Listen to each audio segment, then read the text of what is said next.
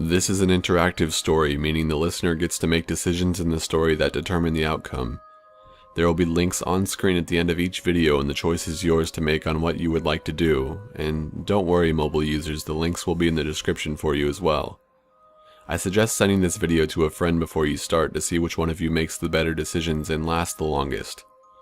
Now, your journey begins.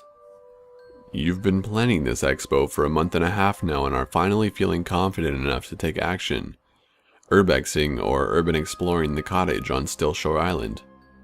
You've heard a variation of rumors about this abandoned house on the small private island within the cottage country you frequent.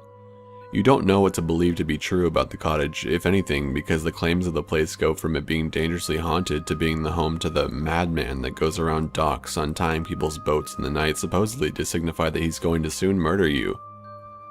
This rumor, of course, usually comes from the mouths of the local known pranksters who are obviously the culprits behind this act of inconvenience and no murder.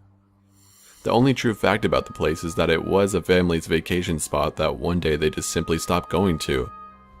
Though none of the neighbors who didn't know them well but still knew they existed never remembered seeing them leave the island in their boat for the last time. It didn't matter what you've been told, as it was all most likely bullshit from the over-exaggerators of this cottage country. Right now, as you pull up to the ancient wooden dock with seemingly more planks missing than not in midday, you know you're going to explore that house with only a light backpack full of a few handy tools, whether it's a smart thing to do or not. Flashlight, crowbar, dust mask, a few bobby pins, a pocket knife, and duct tape. You know somehow you'll find a use for duct tape in this adventure. It's duct tape, of course you will.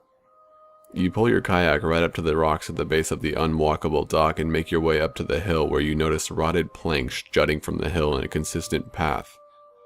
You conclude that they were once a lazy attempt at stairs leading to the house from the dock, as if some idiot might get lost within the 20-yard journey from the dock to the only building on the island. You finally reach the summit as you look down a shallower slope than the one you just climbed at the rundown target at the bottom. Your first thought was how shitty it must be for whoever did live here whenever it rained, as the house was in the center of quite a bowl in the ground. Whatever. Possibly getting caught in a small flood during your expo wasn't exactly a main concern. As you approach the cottage, you realize it's much bigger than you were expecting.